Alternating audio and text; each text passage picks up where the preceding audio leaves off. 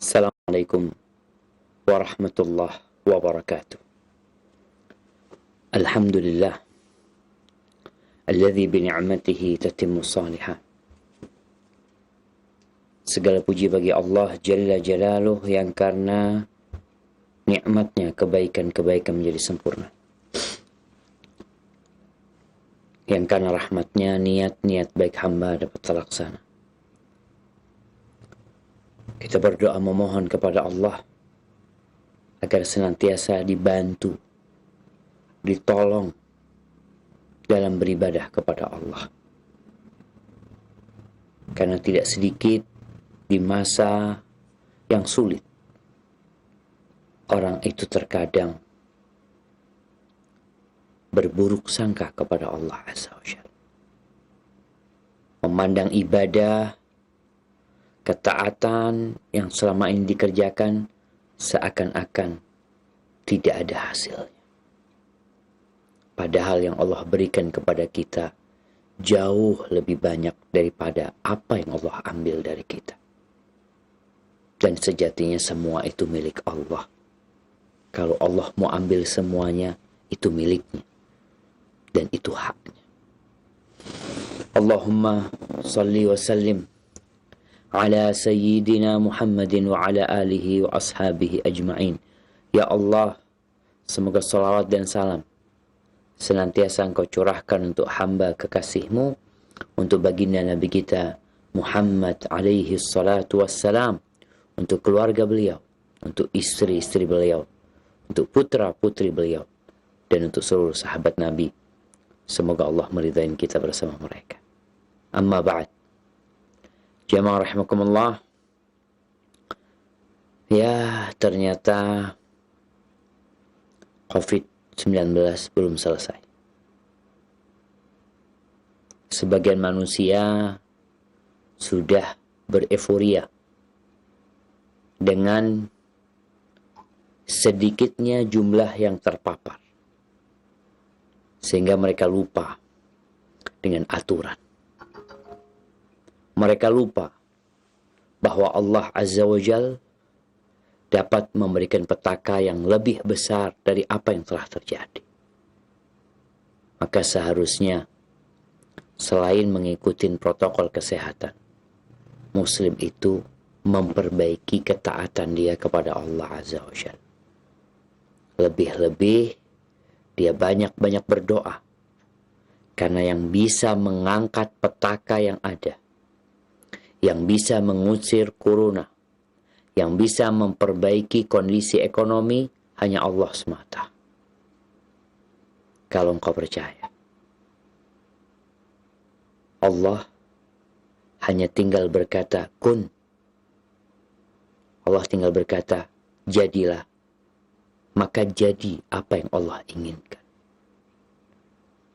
Baca sejarah. Bagaimana Allah Azza wa Jalla memberikan wabah, bala, petaka kepada kaum Fir'aun dan kepada Fir'aun. Allah kirimkan kepada mereka, subhanallah, angin topan. Allah kirimkan kepada mereka belalang yang menghancurkan pertanian dan perkebunan mereka, menghancurkan pintu-pintu rumah mereka, jendela-jendela mereka, lemari-lemari mereka. Allah kirimkan kepada mereka kutu. Allah kirimkan kepada mereka darah. Berbagai petaka yang dengan Nabi Musa berdoa memohon kepada Allah, petaka itu pergi. Tapi ternyata Fir'aun dan bala tentaranya tidak bersyukur. Allah angkat bala, mereka lupa. Yang terjadi, Allah tenggelamkan Fir'aun bersama ratusan ribu tentaranya di lautan. Dan mereka tidak pernah menikmati kembali apa yang mereka usahakan. Maka berhati-hatilah. Banyaklah berdoa. Memohon kepada Allah Azza wa Jalla, tunjukkan kalau kita sedang perlu sama Allah dan senantiasa perlu kepada pertolongannya. Ahibati fillah, kita masih di bab tentang doa-doa Rasulullah SAW. Kalau pada pertemuan sebelumnya kita membaca hadis Anas bin Malik bahwa kebanyakan doa yang dibaca oleh Nabi SAW adalah Allahumma atina fid dunya hasanah wa fil akhirati hasanah wa qina adzabannar. Kemudian di hadis nomor 683, Al-Imam Bukhari mengatakan haddatsana Al-Hasan bin Rabi' qala haddatsana Abu al-Ahwas an al-A'mash an Abi Sufyan wa Yazid an Anas qala kana an-nabiy sallallahu alaihi wasallam yukthiru an yaqula Allahumma ya muqallibal qulub thabbit qalbi ala dinik. Kata Imam Bukhari telah mengajarkan kepada kami Al-Hasan bin Rabi'. Dia berkata telah mengajarkan kepada kami Abu al-Ahwas. Dia meriwayatkan dari A'mash. A'mash meriwayatkan dari Abu Sufyan dan dari Yazid. Keduanya meriwayatkan dari Anas bin Malik radhiyallahu anhu. Anas menceritakan bahwa Nabi alaihi salatu wassalam seringkali berdoa mengatakan ya muqallibal qulub tsabbit qalbi ala dinik. Wahai yang membolak-balikan hati, tetapkan hatiku di atas agama.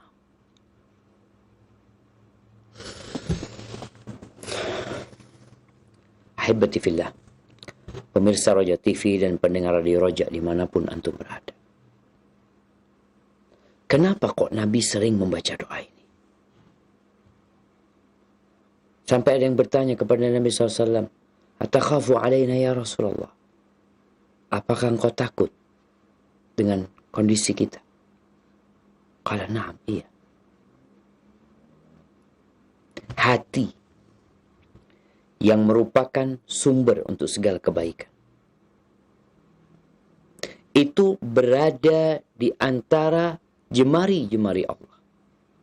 Yuqallibuha kaifa yasha. Allah bolak-balikan sekehendaknya. Kalau hatinya baik, semuanya baik. Tapi kalau hatinya buruk, semuanya jadi buruk. Ahibati fillah. Kenapa kita minta ditetapkan hati kita di atas agama Allah? Karena ada banyak fitnah dalam kehidupan kita. Yang dapat menyebabkan sebagian orang yang saat ini beriman, saat ini mendengarkan kajian, saat ini mungkin sedang membaca Al-Quranul Karim, tapi bisa jadi akhir hidupnya tidak di atas keimanan. Oleh karena itu Allah Jalla Jalaluh mengatakan, Ya ayyuhalladzina amanu attaqullah haqqa tuqatihi wa la tamutunna illa wa antum muslimun. Wahai orang-orang yang beriman, bertakwalah kalian kepada Allah dengan sebenar-benarnya takwa dan jangan kalian mati kecuali dalam kondisi Islam. Karena sejatinya yang menjadi standar antum orang baik atau buruk bukan di awal, bukan di pertengahan, tapi di akhirnya. Maka Nabi selalu meminta kepada Allah agar ditetapkan hatinya di atas agama ini sampai ajal datang menyebut. Haibati fillah, kita berada di dunia. Kalau kita melihat ada banyak perlombaan di sini. Pernah melihat pacuan kuda. Kita kadang-kala melihat perlombaan yang mungkin sering ditonton orang, motor GP atau mobil balap atau lari, apa aja lah yang manusia berlomba ketika itu. Kadangkala kita melihat ada orang yang waktu start dia lambat, tapi ada yang waktu start dia begitu kencangnya.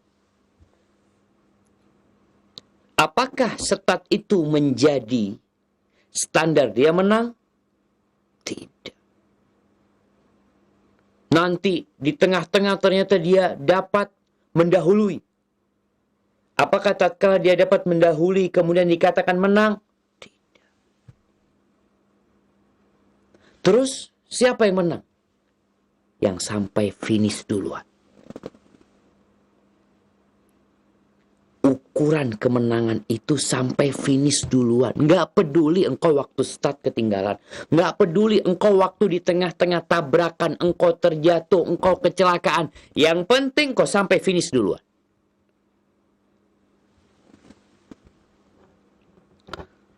Dan kalau perlombaan dunia, kita bisa men-setting. Kita mengatakan, ana mau pelan-pelan dulu nih.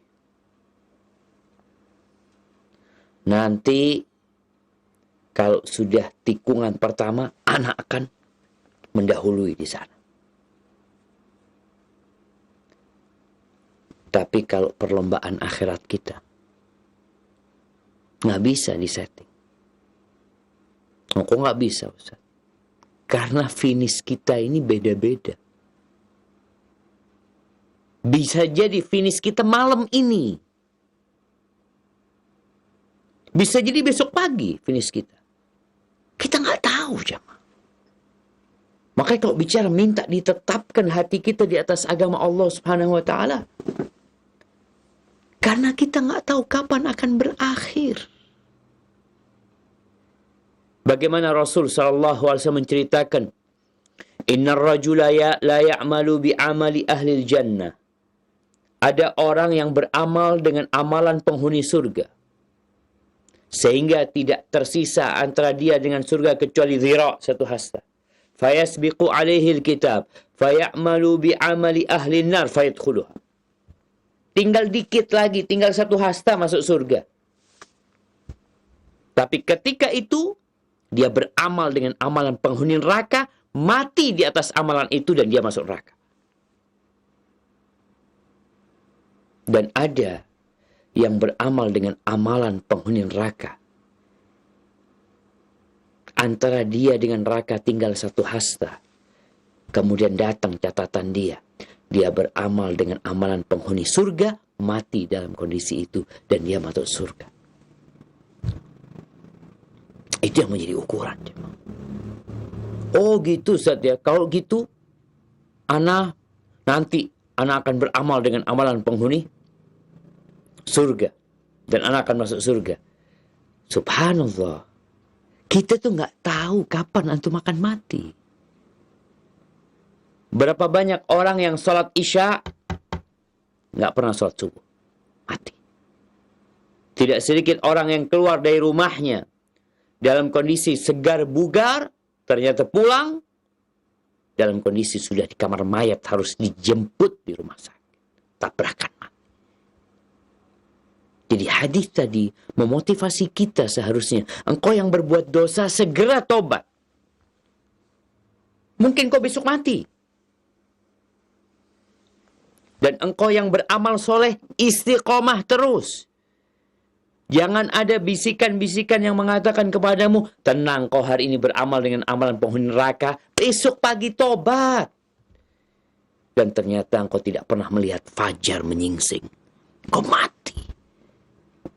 Dalam kondisi berzina kadangkala.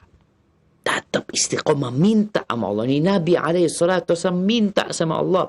Ya muqallibal qulub, thabbit qalbi ala dinik. Dan Rasul sallallahu alaihi wasallam mengatakan badiru bil a'mal. Kalian segera beramal.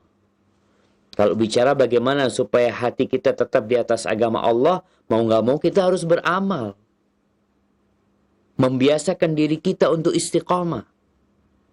Tidak menunda-nunda sampai ajal datang menjemput kita, kita belum beramal. Segera beramal. Fitanan kaqita'il lailil mudlim, sebelum datang fitnah seperti potongan malam yang gelap gulita. Yusbihur rajulu mu'minan wa yumsi kafiran. Paginya beriman, sorenya kafir. Mungkin jemaah. Maka doa Nabi SAW seringkali beliau membaca itu. Karena beliau tahu dengan kondisi yang akan kita hadapi. Ada fitnah-fitnah yang datang silih berganti, yang membuat orang paginya beriman, sorenya kafir, sorenya beriman, paginya kafir. Apa yang terjadi sama orang ini? Yabi'u dinahu bi'aradin minad dunya. Dia menjual agamanya. Kalau doa Nabi minta ditetapkan di atas agamanya, ini orang jual agamanya. Untuk mendapatkan apa? Mungkin jabatan yang dia inginkan. Mungkin uang. Mungkin kenyamanan. Bi'aradin minat dunia. Dia jual. Mungkin nih orang-orang yang jual agamanya, dia berpikir, nanti Anda jual sekarang, nanti Anda balik lagi ke Islam. Siapa yang menjamin? Ahibati fillah. Hudzaifah ibn al-Yaman pernah duduk bersama Umar ibn Khattab radhiyallahu anhu dan sahabat-sahabat yang lainnya. Lalu Umar mengatakan, ayyukum sami'a Rasulullah sallallahu alaihi wasallam yadhkurul fitan. Siapa di antara kalian yang mendengar Rasulullah SAW menceritakan tentang fitnah, tentang fitnah-fitnah? Lalu ada yang menjawab mengatakan, nahnu sami'na. Faqala la'allakum ta'nuna fitnatar rajuli fi ahlihi wa jarihi. Qalu ajal. Ada orang mengatakan, iya kami mendengarnya. Lalu Umar menimpali, mungkin yang kalian dengar tentang fitnah seseorang di keluarganya, di tetangganya. Qalu ajal. Iya itu. Itu fitnah yang akan dihapuskan dengan sholat, puasa, sedekah. Artinya ketika orang lalai dengan mengingat Allah karena sibuk ngurusin keluarganya, sibuk sama tetangganya, maka itu akan dihapuskan dengan sholatnya, dengan puasanya, dengan sedekahnya. Tapi Umar mengatakan, walakin ayyukum sami'an nabiyya sallallahu alaihi wasallam yadhkurul fitan allati tamuju ka maujil bahr atau tamuju maujil bahr. Bukan tentang fitnah itu yang aku tanyakan, tapi fitnah yang bergelombang seperti gelombangnya lautan.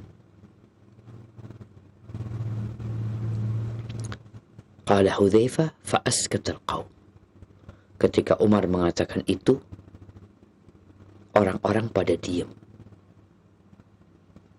Gak ada yang jawab. Faqultu ana. Lalu Hudzaifah mengatakan, aku yang dengar. Apa kata Hudzaifah? Sami'tu Rasulullah yaqulu alaihi salatu wassalam. Aku mendengar Rasulullah sallallahu alaihi wasallam bersabda, tu'radul fitanu 'alal qulub kal hasir. Udan. Fitnah itu ditampakkan kepada hati seperti tikar. Seutas demi seutas. Kita tahu tikar yang anyaman tikar itu. Nanti ditaruh di atasnya, ditaruh di bawahnya, nanti dimasukkan lagi ya. Seperti itu orang membuat tikar satu persatu. Begitu pula fitnah itu akan datang menimpa hati seperti untayan tikar tadi. Satu persatu jamaah. Dicoba dari atas, dari samping, dari bawah, dari depan, dari belakang. Hati ini benar-benar diterpa oleh fitnah dengan segala bentuknya.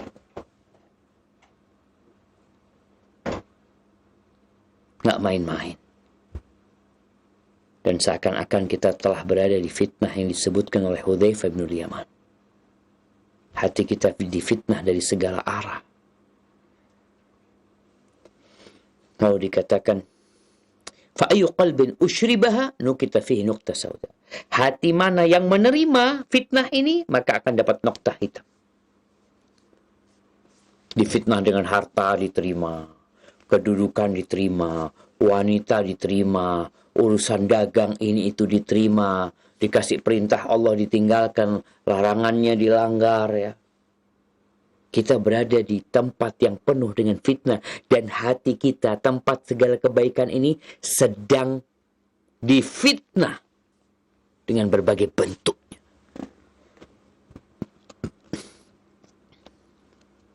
Wa ayu qalbin ankarha, tapi hati yang mengingkarin. Ketika ada fitnah wanita dia tolak. Fitnah harta dia tolak. Fitnah jabatan dia tolak. Enggak. Dia selamatkan dirinya. Maka yang menolak ini, hatinya itu akan ada noktah-noktah putih. Sehingga akhirnya dua hati tadi. Yang satu menjadi putih seperti batu sofa. Akhirnya fitnah datang tidak membahayakan dia. Karena dia sudah kebal jamaah. Sudah terlatih. Tapi yang satu hatinya jadi hitam. Seperti cangkir yang kebalik. La ya'rifu ma'rufan wa la yunkiru munkaran. Udah gak tahu mana yang baik, mana yang buruk. Tiap Jumat diceramain. Dikasih nasihat. Mental nasihat itu. Ya kayak gelas yang kebalik. Mau disiramin apa? Mau dikasih jus apa? Mau dikasih kopi? Mau dikasih susu? Diberi apapun, gak akan masuk dia. Maka di sini kita lihat bagaimana pentingnya berdoa memohon kepada Allah Azza wa Jalla agar hati kita ditetapkan di atas agamanya. Karena itulah yang menjadi penentu kehidupan kita yang selama-lamanya. Bagaimana Allah Azza wa Jalla tatkala menyebutkan orang-orang yang soleh, orang-orang yang cerdas, doa mereka apa sih? Mereka berdoa, Rabbana la tuzigh qulubana ba'da idh hadaitana wa hab lana min ladunka rahmah innaka antal wahhab. Ya Allah, jangan palingkan hati kami setelah Engkau memberikan hidayah kepada kami. Setelah dikasih hidayah, setelah dikasih petunjuk, jangan dipalingkan ya Allah. Berikan rahmatmu kepada kami. Innaka antal wahhab. Jamaah, ingat dengan seorang yang diceritakan dia itu muadzin di Irak sana atau di Basra. Tukang adzan. Tukang adzan. Yang kerjanya menyeru orang-orang untuk datang ke rumah Allah. Dulu kalau adzan biasa naik ke menara yang tinggi. Dan ternyata tetangga masjidnya itu Nasrani. Suatu hari dia naik ke atas, dia melihat putri tetangganya yang cantik sekali. Maka hatinya terfitnah. Nggak tahan melihat wanita yang cantik. Dia turun. Dia datang mengetuk rumah perempuan tersebut. Lalu terjadi obrolan. Laki-laki ini menawarkan untuk menikahi perempuan itu. Tapi kata perempuan ini, maaf, nggak mungkin. Ayahku tidak mungkin menikahkan aku dengan engkau. Aku Nasrani dan engkau Muslim. Kalau engkau mau masuk ke agamaku, maka aku akan menerima. Lihat jemaah. Kita ini akhir-akhir ini rame nikah beda agama. Yang satu jadi murtad. Mengikuti agama istrinya. Ini laki-laki dapat tawaran seperti itu, yang ada dalam benak dia nih wanita cantik. Entah apa yang ada di benak dia. Apakah dia berpikir untuk bertobat, ini tukang adzan ya. Muadzin. Akhirnya dia menerima. Dan dia masuk Nasrani. Menikah, hari itu dia turun dari tangga. Ya mungkin hendak menyelesaikan malam pertama dia jatuh dari tangga, mati. Kemana azan dia puluhan tahun mengajak orang-orang ke rumah Allah Subhanahu wa ta'ala. Ingat kata Nabi SAW, ada orang yang beramal dengan amalan penghuni surga, sehingga tidak tersisa antara dia dengan surga kecuali satu hasta. Fayasbik alaihil kitab fayamalu bi'amali ahli nar fayadkhuluha. Lalu catatan dia datang dan dia beramal dengan amalan penghuni neraka, lalu mati dalam kondisi itu dan masuk neraka. Hati-hati. Qul mata'ud dunya qalil. Kenikmatan dunia ini sedikit. Jamaah Allah, kita itu difitnah. Ada yang namanya iblis, yang gak berhenti terus membisik-bisikkan keburukan kepada kita. Iblis yang pernah menggodain Adam alaihissalam, menjadikan sesuatu yang buruk tanpa indah, sesuatu yang jelek tampak baik. Kemudian yang kedua, dunia ini yang memang Allah jadikan fitnah. Alhaakumut takatsur hatta zurtumul maqabir. Yang ketiga, nafsu kita sendiri. Nafsu kita sendiri yang senantiasa memerintahkan kepada keburukan, yang susah diajak untuk ketaatan. Yang keempat, keinginan-keinginan kita, ambisi-ambisi kita, yang kalau kita nggak berdoa, memohon kepada Allah seperti doa yang diajarkan Nabi SAW, yang beliau seringkali membacanya, nggak mampu kita menghadapi fitnah ini, jamaah. Oleh karena itu, bagaimana Rasulullah SAW mengajarkan doa, Allahumma ya muqallibal qulub, tsabbit qalbi ala dzikrika, yang membolak-balikkan hati. Kadangkala kita kuat menahan diri dari fitnah. Kadangkala kita mampu untuk menghadapi itu fitnah. Tapi di kala yang lainnya iman kita sedang lemah. Masuk tuh fitnah. Tapi kalau engkau sudah meminta kepada Allah Azza wa Jalla, Allah berjanji akan mengabulkan doa hambanya. Dan di antara yang dapat menjaga hati untuk terus berada di atas agama Allah adalah membaca Al-Quranul Karim. Ramadan kemarin, Masya Allah ya, di mana-mana orang pegang Quran, di mobil pegang Quran, di kereta pegang Quran, ya, di kantor pegang Quran, habis sholat pegang Quran. Pemandangan itu sudah mulai hilang. Ingat, kita nggak tahu apakah kita akan sampai ke Ramadan tahun depan. Manfaatkan waktu yang ada. Baca nih doa. Kapan membacanya terserah. Khususnya di waktu-waktu mustajab. Semoga Allah Azza wa Jalla mengabulkan doa kita. Baik. Kemudian hadis yang selanjutnya.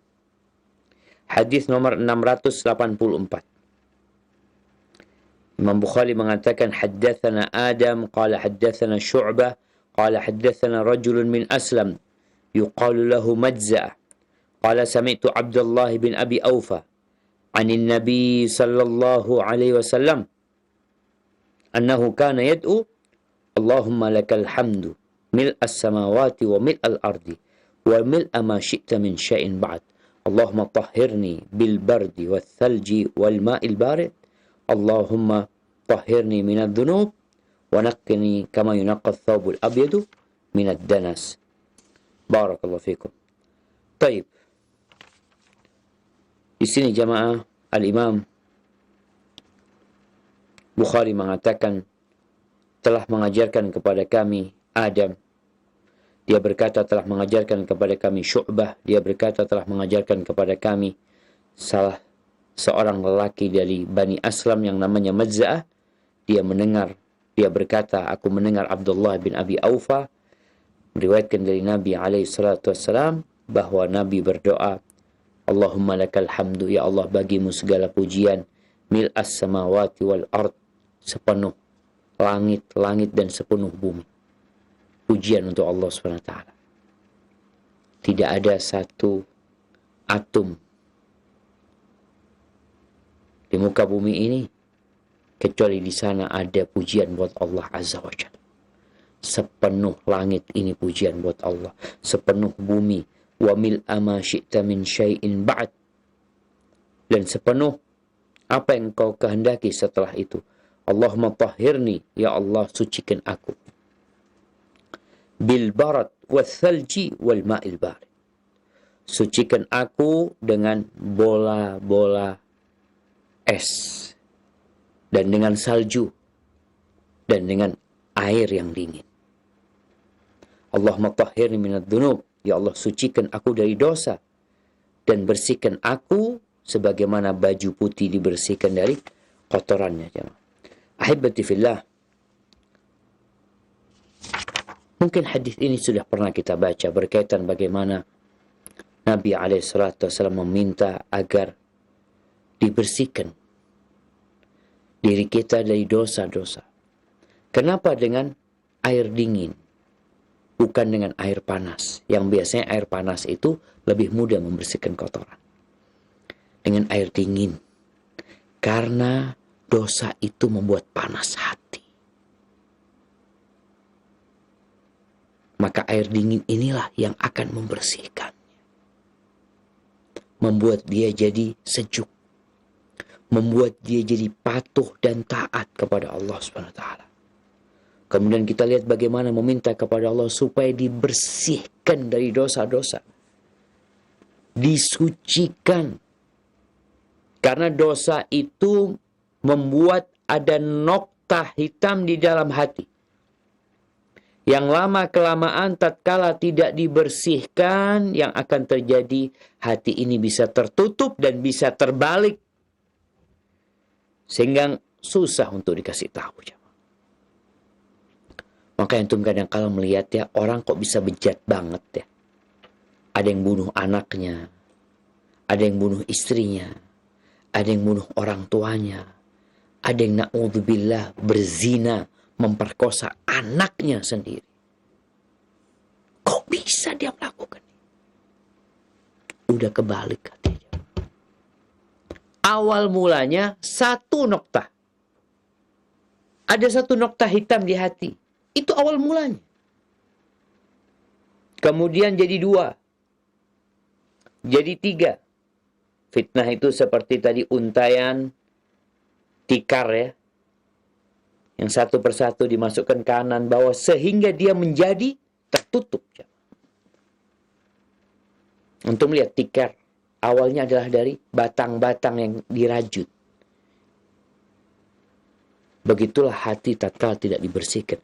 Maka dalam hadis ini Nabi SAW minta supaya dibersihkan dirinya. Dibersihkan dari dosa-dosa.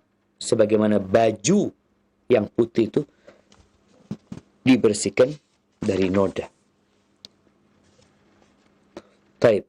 Kemudian di hadis yang selanjutnya Imam Bukhari mengatakan Haddatsana Abdul Ghaffar Ibn Dawud قال حدثنا يعقوب ابن عبد الرحمن عن موسى ابن عقبة عن عبد الله بن دينار عن عبد الله بن عمر قال كان من دعاء رسول الله صلى الله عليه وسلم اللهم إني أعوذ بك من زوال نعمتك وتحول عافيتك وفجأة نقمتك وجميع سخطك.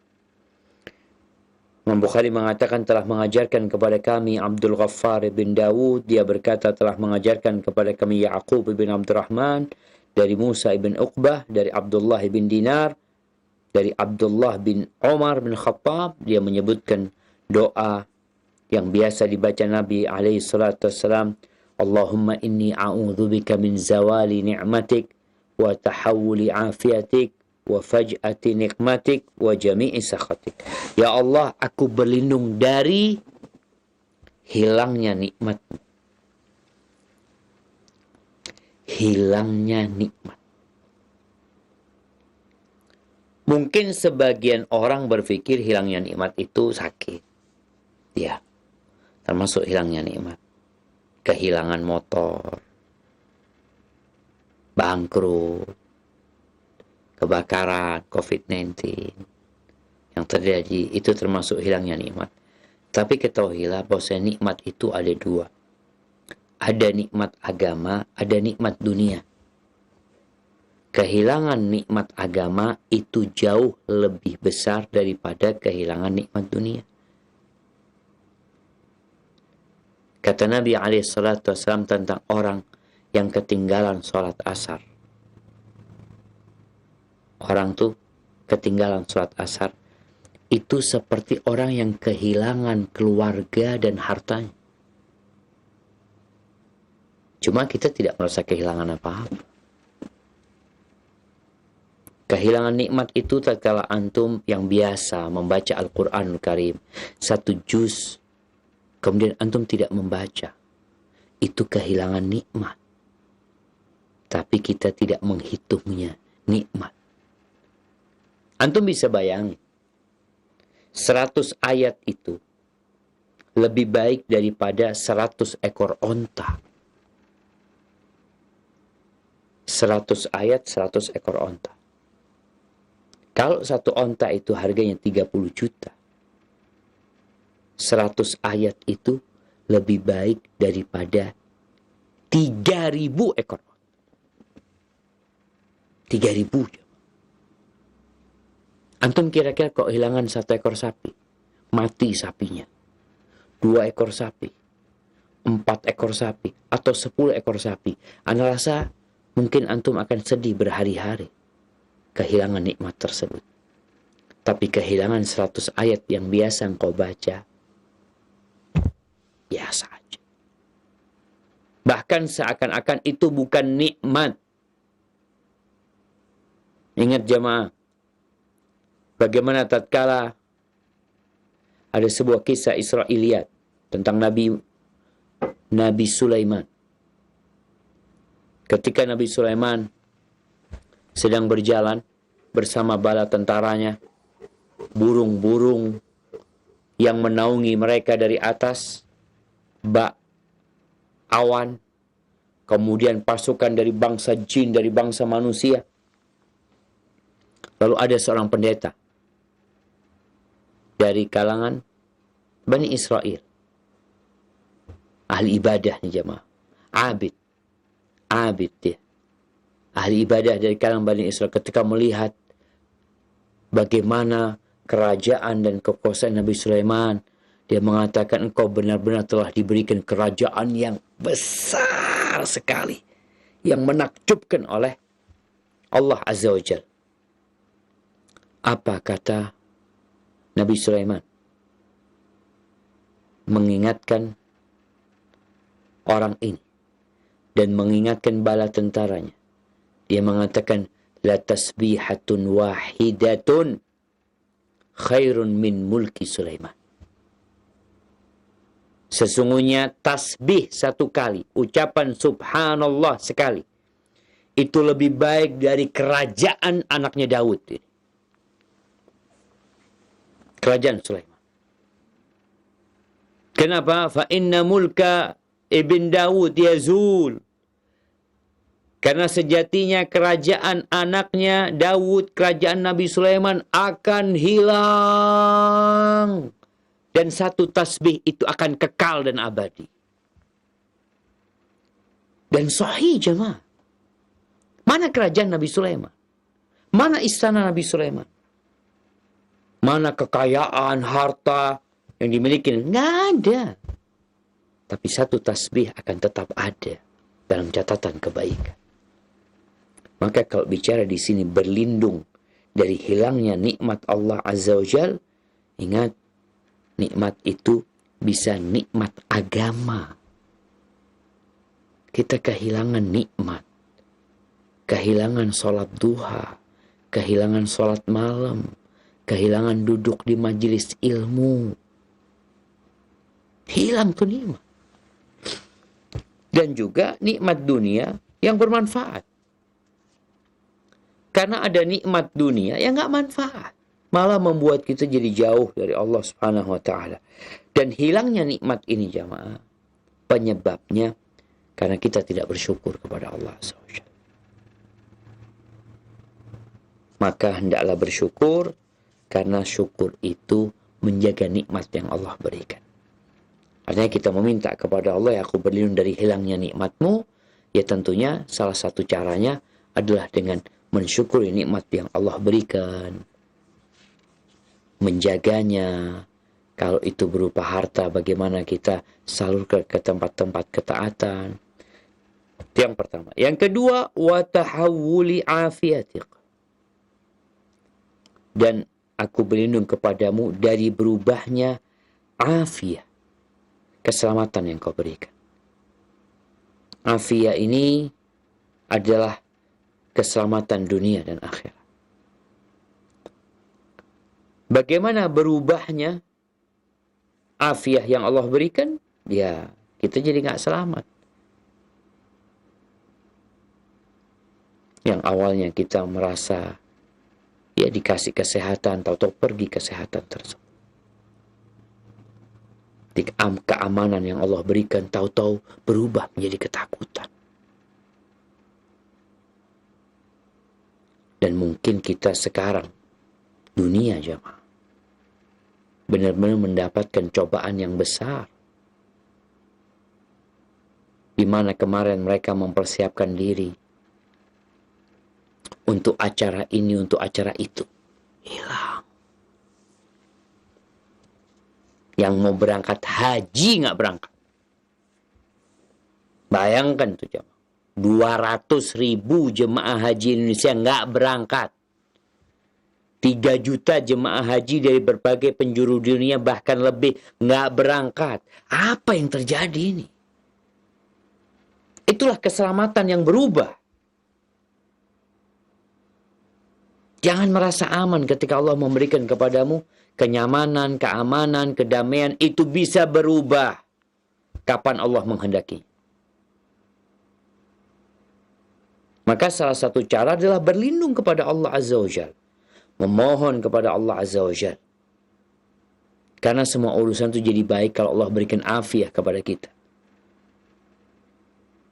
Dan yang memberikan itu Allah. Manusia berusaha, manusia berupaya, ya. Tapi kalau Allah tidak memberikan, engkau tetap akan sengsara.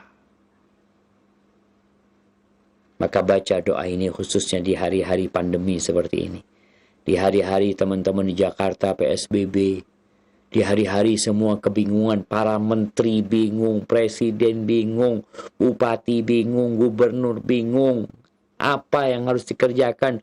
Musyawarah, dengarkan ide dari mereka. Nah, silahkan dikerjakan itu. Tapi jangan lupa agar semuanya berdoa. Kemarin kita sudah berharap selesai COVID-19. PSBB mulai dilonggarkan. PSBB transisi, new normal ya. Tapi Allah bisa rubah. Jadi gelombang kedua yang lebih mematikan. Maka doa, nasihat ana semua berdoa. Baca doa Nabi SAW. Kemudian, wa faj'ati nikmatik. Dan berlindung dari hukuman Allah yang datang tiba-tiba, spontan. Kalau hukuman Allah itu datangnya bertahap ya, kita bisa siap-siap. Tapi ada yang hukuman Allah datang tiba-tiba.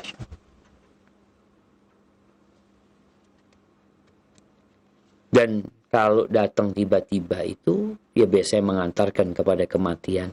Kita nggak sempat tobat. Nggak sempat minta maaf. Nggak sempat sodako. Nggak sempat wasiat, tahu-tahu datang mati gitu.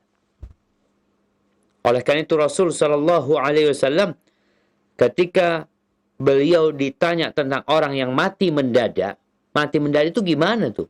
Kalau mati mendadak itu raha, istirahat buat orang yang beriman. Dia udah siap mati. Jadi tatkala mati tanpa sakit terlebih dahulu, maka jadi nikmat buat dia. Tapi kalau orang itu belum memiliki kesiapan untuk mati, masih banyak dosa, masih bertumpuk kesalahan-kesalahan dia, lalu Allah berikan kepada dia mati mendadak, selesai sudah. Itu hukuman yang paling menyakitkan buat dia. Nggak sempat tobat, banyak harta buat apa? Dia udah mati. Dan ya kalau datang itu bala, datang hukuman Allah, silahkan kau kumpulkan semua bala tentaramu. Kalau datang hukuman Allah Silahkan kau himpun semua prajuritmu, semua menteri-menterimu, semua rakyatmu.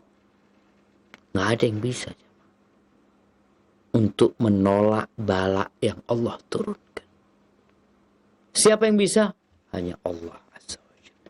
Maka caranya berlindung kepada Allah SWT dari datangnya hukuman Allah yang tiba-tiba. Kemudian yang terakhir beliau berlindung wa jami'i sakhatik, ai dia berlindung dari segala sesuatu yang mengantarkan kepada murka. Apa aja lah. Jauhkan aku dari perbuatan-perbuatan dosa yang dapat mengantarkan kepada kemurkaan Allah Subhanahu wa taala. Karena kita tahu kalau Allah murka, ya nggak ada yang bisa selamat dari murka Allah.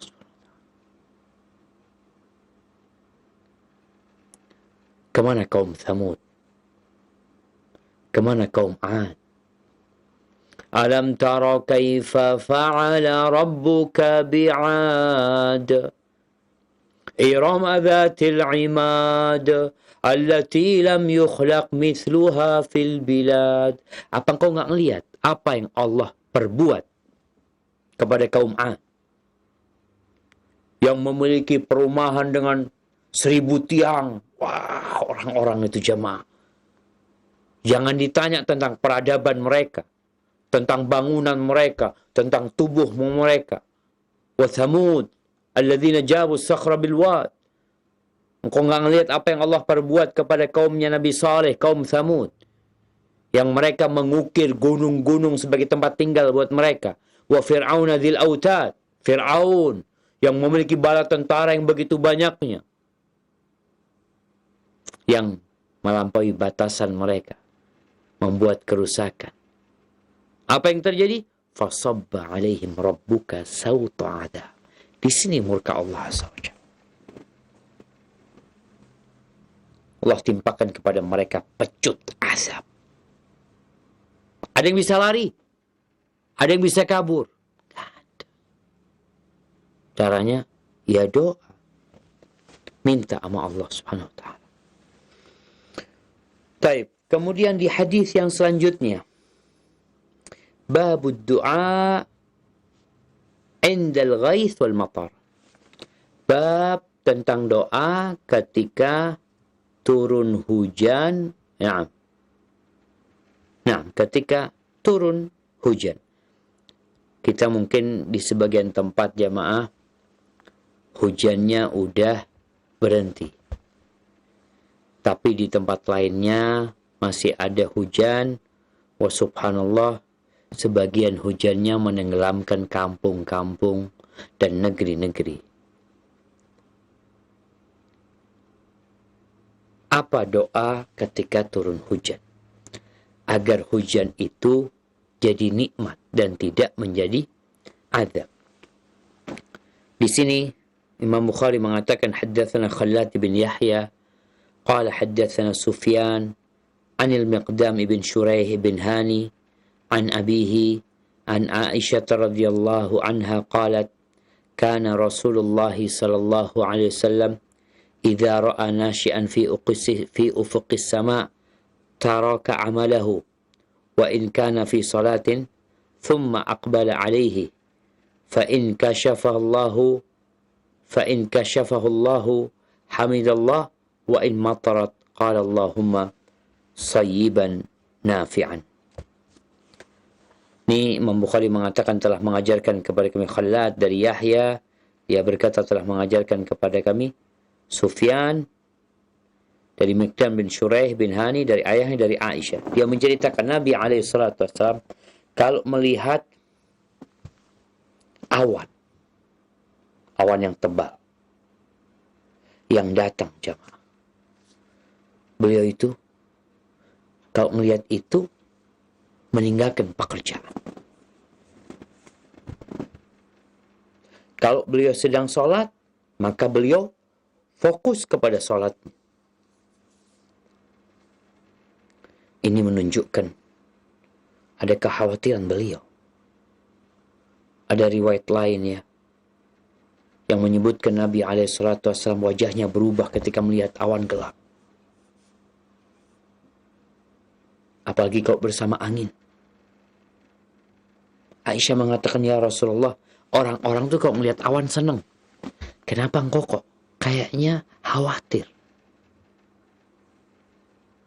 Ya Aisyah, ada orang-orang yang berpikiran awan ini akan menurunkan hujan. Siapa tahu yang ada di dalamnya adalah azab Allah SWT. Bukankah ada kaum yang mengatakan, hadza aridum mumtiruna, ini awan yang akan menghujani kami, padahal di dalamnya ada azab Allah SWT. Maka Nabi meninggalkan pekerjaannya untuk berdoa memohon kepada Allah Jalla Jalal. Ketika beliau fokus dengan salatnya, fa in kasyafahullah hamidallah. Kalau ternyata awan itu hilang, pergi. Kadang-kala ada awan gelap, tahu-tahu dia langitnya jadi terang. Kalau itu yang terjadi, maka beliau alaihissalatu wassalam bersyukur kepada Allah SWT. Ini jamaah, orang itu bersyukur kepada Allah Azza wa Jal atas bala yang terhindar dari kita. Bukan hanya atas nikmat yang datang kepada kita. Diselamatkannya kita dari bala dan petaka itu nikmat yang harus disyukuri. Kalau turun hujan, jadi awan itu ternyata benar-benar membawa hujan. Qala Allahumma sayyiban nafi'an. Nabi SAW berdoa, ya Allah, jadikan ini hujan yang bermanfaat. Karena ada hujan yang tidak bermanfaat. Ada hujan yang menenggelamkan sawah-sawah sehingga mereka gagal panen. Ada hujan yang turun yang menyebabkan longsor. Dan negeri itu pun tertimbun dengan tanah. Ada hujan yang menyebabkan kecelakaan. Ada hujan yang menyebabkan banjir bandang. Kita nggak tahu. Dan tatkala engkau melihat hujan, jangan banyak komentar yang nggak benar. Aduh, hujan lagi. Aduh. Kenapa aduh? Kenapa engkau tidak mengatakan Allahumma sayyiban nafi'an? Ya Allah, jadikan nih hujan yang manfaat. Kita ini nggak tahu tuh hujan manfaat atau tidak. Engkau mengeluh. Bisa jadi ini hujan manfaat buat orang lain. Orang tuh nunggu air hujan. Beberapa daerah sudah kekeringan. Beberapa kampung sudah mulai mengambil air sungai. Sumur sudah kering.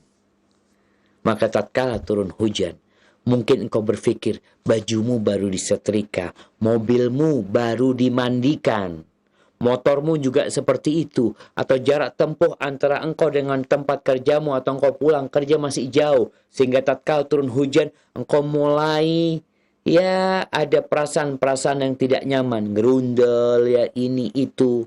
Padahal kalau engkau berdoa mengatakan Allahumma sayyiban nafi'an, ya Allah jadikan nih hujan manfaat. Muslim tuh seperti itu. Muslim tuh selalu optimis menghadapi hidup. Tatkala orang-orang memandang kehidupan dengan kacamata pesimis, dia bilang nggak mungkin, nggak bisa. Muslim mengatakan innallaha ala kulli syai'in qadir. Berbaik sangka kepada Allah. Berapa banyak musibah yang membawa hikmah. Sehingga dalam perjalanan hidup ini, langkah-langkah Muslim itu senantiasa bergantung hatinya sama Allah Azza wa Jal. Apapun yang terjadi, dia berdoa memohon kepada Allah kebaikan dan supaya dihindarkan dari segala keburukan. Barakallahu fikum. Ini doa ketika turun hujan dan ketika ada angin, hendaklah kita takut sama Allah Subhanahu wa taala karena bisa jadi yang turun itu adalah azab. Nah, Mungkin itu yang bisa kita kaji pada kesempatan kali ini. InsyaAllah kita lanjutkan kepada hadis nomor 687 di kesempatan yang akan datang. Hadza wallahu a'lam bishawab. Ana kembalikan ke teman-teman di Jakarta. Tafadhal. Jazakallahu khairan, kami sampaikan kepada Ustaz Dr. Syafiq bin Riza Basalamah MA Hafizahullah Ta'ala yang telah memberikan pencerahan kepada kita dalam pembahasan kitab Al-Adabul Mufrad karya Al-Imam Al-Bukhari rahimahullahu ta'ala. Dan untuk memperdalam pembahasan kita di malam hari ini, kami undang Anda para pemirsa Roja TV dan pendengar Radio Roja dimanapun Anda berada, untuk bersama kita memasuki sesi tanya jawab. Untuk yang pertama kita akan coba angkat pertanyaan pertama melalui pesan singkat dari Raffi di Jakarta, ingin bertanya terkait sebuah doa Ustadz, yakni doa Allahumma Rabbal Jibril wa Israfil wa Mikail wa Muhammad sallallahu alaihi wasallam a'udzu bika minan nar. Pertanyaannya Ustadz, apakah doa ini sahih dibaca setelah sholat sunnah fajar Ustaz? Apakah ada dalilnya? Mohon penjelasannya Ustaz. Barakallahu fikum. Ya jemaah, kalau dikatakan tadi doa Allahumma Rabba Jibraila wa Mikaila wa Israfila wa Rabba Muhammadin, selamatkan aku dari api neraka ya, ajirna minan nar, Allah inni a'udzubika minan nar. Ana nggak pernah tahu tentang doa itu, doa yang dibaca setelah sholat sunnah fajar ya. Tapi ada sebuah doa yang dibaca Nabi SAW, itu dibaca ketika beliau sholat malam. Sebagai doa istiftah beliau mengatakan Allahumma Rabba Jibraila wa Mikaila wa Israfila fatiras samawati wal ard alimal ghaib wa syahada anta tahkumu baina ibadika fima kanu fihi yakhtalifun ihdini lima ikhtulifa fihi minal haqq innaka tahdi biidznika innaka tahdi man tasya'u ila siratal mustaqim. Itu dibaca ketika iftitah salat malam. Jadi bukan salat fajar. Tapi kalau orang mau berdoa, bertawassul kepada Allah Azza wa Jalla dengan mengatakan Allahumma Rabba Jibraila wa Mikaila wa Israfila wa Rabba Muhammadin sallallahu alaihi wasallam, kemudian dia mau meminta, boleh-boleh aja, nggak ada masalah. Tapi kalau dikatakan itu doa khusus dibaca setelah sholat fajar, wallahu alam, ana nggak pernah tahu itu. Nah, Jazakallahu khairan Ustaz atas penjelasannya. Dan untuk pertanyaan kedua masih kita akan angkat melalui pesan singkat Ustaz. Pertanyaan dari hamba Allah, tidak disebutkan di mana tempatnya, yang bertanya tentang adab berdoa Ustaz, yakni salah satunya dianjurkan sebelum selesai salam. Pertanyaannya, apakah pada saat kita berdoa sebelum salam, yang otomatis kita masih duduk tasyahud, kedua tangan diangkat ke atas layaknya meminta doa, atau tangan kanan tetap pada posisinya di atas lutut? Mohon penjelasannya Ustaz. nah, ya jemaah, masya Allah, masya Allah. Pertanyaan yang menarik nih jemaah ya, karena memang di antara adab doa itu adalah mengangkat tangan. Terus gimana kalau doanya sedang tasyahud? Apakah mengangkat tangan atau seperti biasa? Jadi berkaitan dengan jari telunjuk kita, memang terjadi khilaf di antara para ulama kapan kita menunjuk dengan jari telunjuk kita. Ada yang sejak awal mengatakan at-tahiyatul mubarakatus salawatut thayyibatullah, dia sudah mengangkat jari telunjuknya. Ada yang menunjuk dengan jarinya tatkala mengatakan asyhadu an la ilaha illallah wa asyhadu anna muhammadan abduhu wa rasuluh. Ada yang terus, karena memang ada riwayat yang mengatakan yad'u biha, Nabi memberikan isyarat dengan tangannya ini, berdoa dengan tangannya tersebut. Maka di sini ada riwayat yang sambil menggerak-gerakkan tangannya berdoa memohon kepada Allah Azza wa Jalla dengan mengatakan Allahumma inni a'udzubika min adzabil qabri wa min adzabi jahannam wa min fitnatil mahya wal mamat wa min syarri fitnatil masih dajjal. Maka dengan jari inilah dia berdoa, bukan dengan mengangkat tangan seperti ini. Sebagaimana Rasulullah SAW ketika sholat Jumat, beliau doanya tidak sambil mengangkat tangan. Beliau hanya menunjuk dengan jari telunjuknya seperti ini. Ketika beliau sholat Jumat. Maka tatkala kita berdoa di waktu kita tasyahud, maka cukup dengan jari telunjuknya, tidak mengangkat tangan.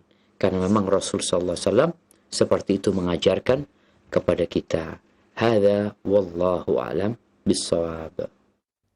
Jazakallahu khairan Ustaz atas penjelasannya, dan berikutnya kita akan coba angkat penanya melalui line telepon. Dan sebelumnya kami informasikan bagi Anda penanya melalui line telepon untuk mengecilkan terlebih dahulu televisi atau radio monitornya.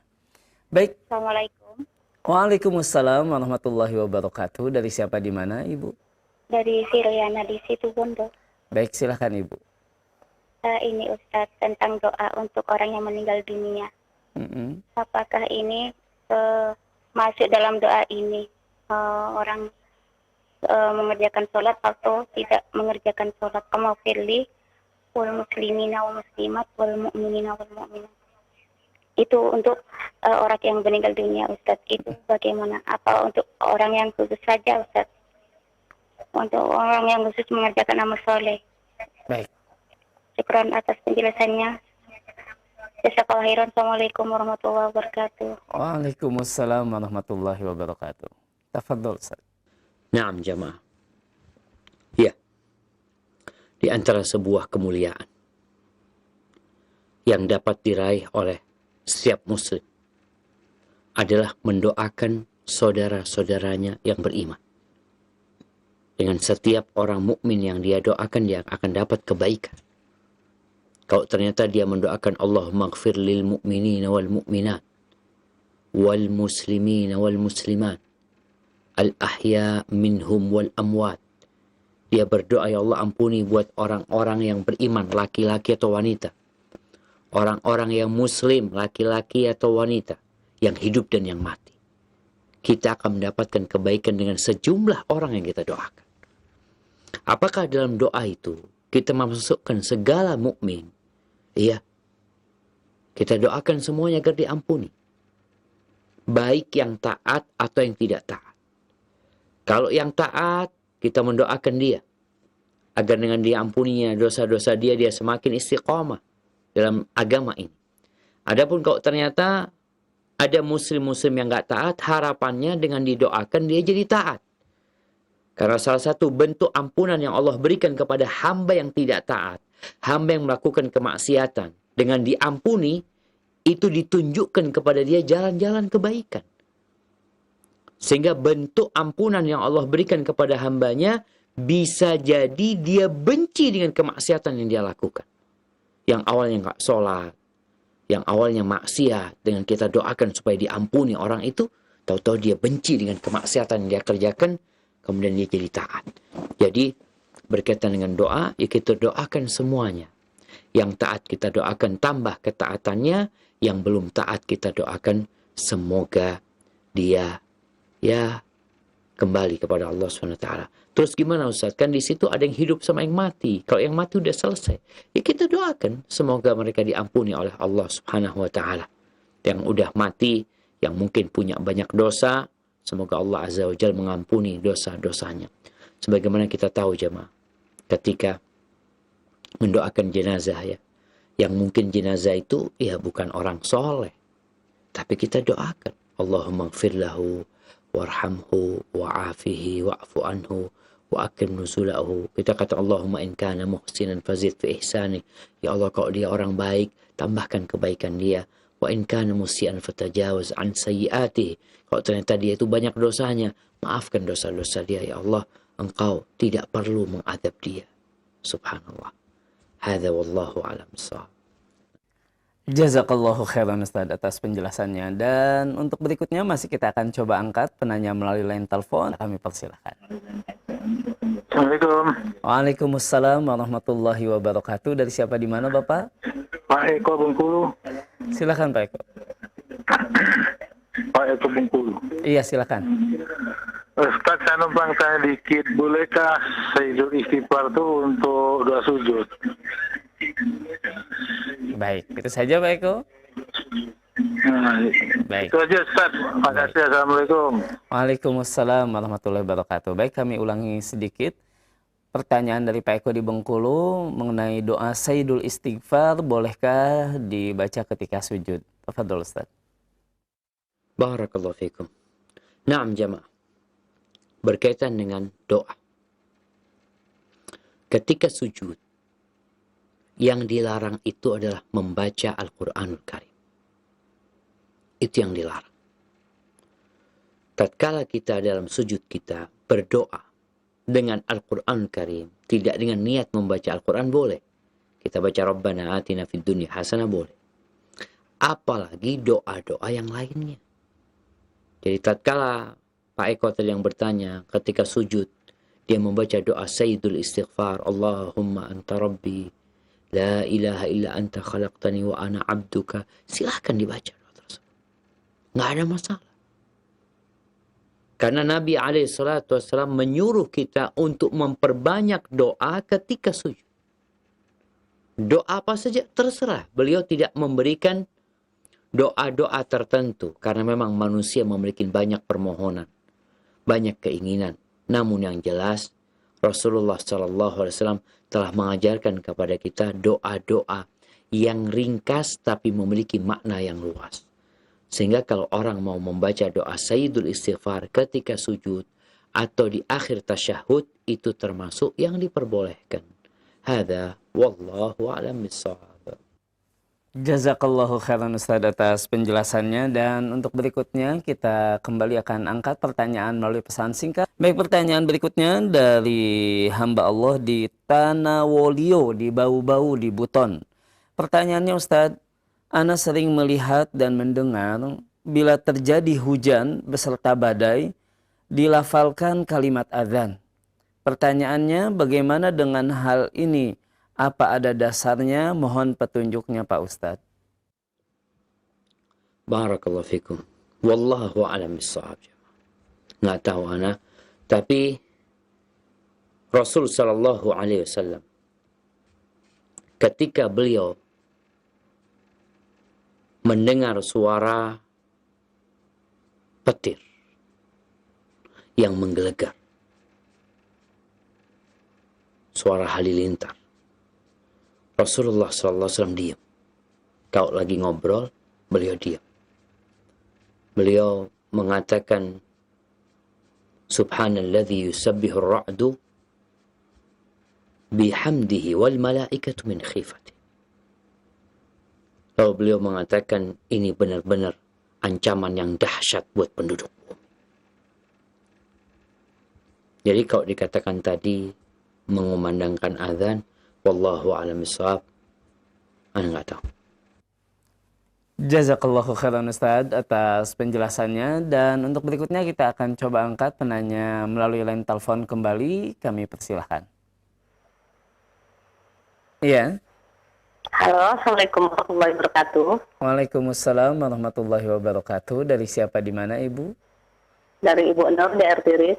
Baik, silahkan Ibu Nur. Ya, terima kasih. Ketika kita telah berusaha untuk beramal baik siang maupun malam, Ustadz, dan mengumpulkan ibadah-ibadah yang baik dari zikir, salat sunat, salat malam, tetapi ketika kita berusaha seperti itu tetap ada yang tertinggal, Ustadz.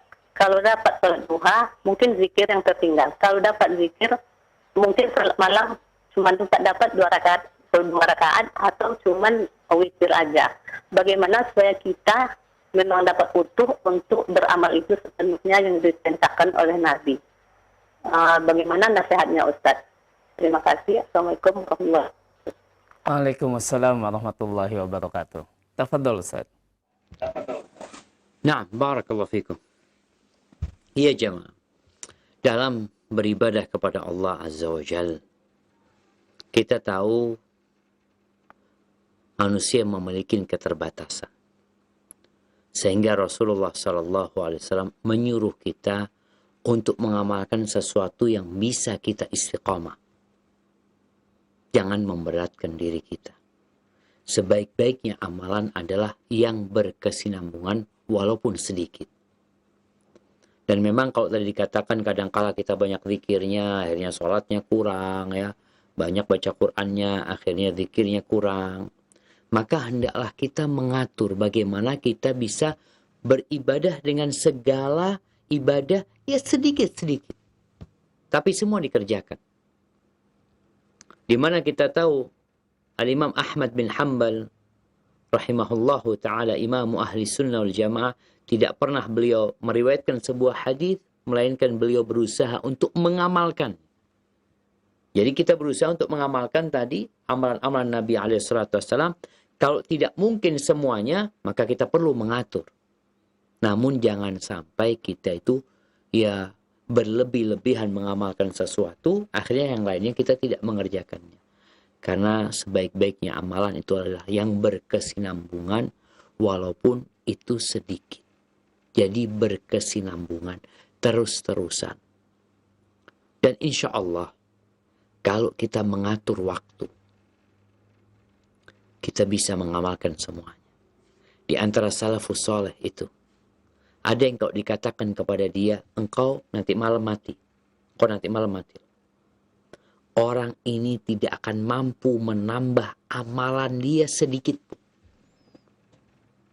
Kenapa nggak mampu? Karena waktu dia sudah full dengan amalan. Maka tinggal Muslim itu juga harus pintar-pintar menimbang-nimbang antara amalan. Mana yang lebih prioritas, mana yang lebih utama untuk dikerjakan. Jadi kalau bicara umpamanya sholat malam nih, kita tahu keutamaan sholat malam. Kita tahu keutamaan baca Al-Quran Karim. Kalau habis isya ngaji terus, nanti sholat malamnya nggak sholat karena capek. Tapi kalau habis isya tidur, insya Allah malam bisa sholat malam plus baca Al-Quran Karim. Mungkin seperti itu, dan yang terpenting dari semua amalan kita adalah kita berdoa minta sama Allah. Allahumma a'inni ala dzikrika wa syukrika wa husni ibadatik. Ya Allah, bantulah hamba untuk senantiasa mengingatmu, bersyukur kepadamu ya Allah, dan beribadah yang baik kepada Allah. Karena ya tadi kita kalau nggak dibimbing sama Allah SWT, hanya mengandalkan semangat, keinginan, kadangkala akhirnya ya kita bisa ujub dengan diri kita. Tapi kalau kita sudah minta tolong sama Allah SWT, harapannya ya aku bisa seperti ini karena Allah yang membantu. Kemudian juga membaca keutamaan amalan-amalan itu juga menolong kita untuk lebih semangat beramal. Hadza wallahu a'lam bissawab. Jazakallahu khairan Ustaz atas penjelasannya. Dan untuk berikutnya pertanyaan terakhir Ustaz di kesempatan kita malam hari ini. Pertanyaan dari Bapak M. Dahlan di Wonokusumo Ustaz. Pertanyaannya, Ustaz, apa hukumnya mengadani jenazah dan apa itu termasuk doa? Mohon penjelasannya Ustaz. Barakallahu fikum. Naam jamaah. Ya, kita melihat mungkin di beberapa tempat di masyarakat kita, jenazah itu diadzanin. Coba dilihat. Apakah Rasulullah SAW ketika menguburkan putri-putrinya, ketika menguburkan para sahabatnya, beliau menyuruh para sahabat untuk mengadzanin yang mati? Sepanjang yang ana tahu tidak ada. Namun mungkin ya Ustadz bisa jadi bacaannya nggak lengkap. Maka tanyakan kepada para ustadz, para ulama. Tanyakan kepada mereka bagaimana proses dimakamkannya Nabi SAW dan bagaimana proses pemakaman di masa Nabi SAW. Ketika Abu Bakar meninggal dunia, apakah Umar bin Khattab mengadani Abu Bakar Siddiq radhiyallahu anhu? Ketika Hamzah meninggal dunia, ketika Mus'ab bin Umair, ketika istri Nabi Khadijah radhiyallahu ta'ala anha meninggal dunia, apakah mereka diadzanin? Sepanjang yang ana tahu nggak ada. Wallahu a'lam bishawab.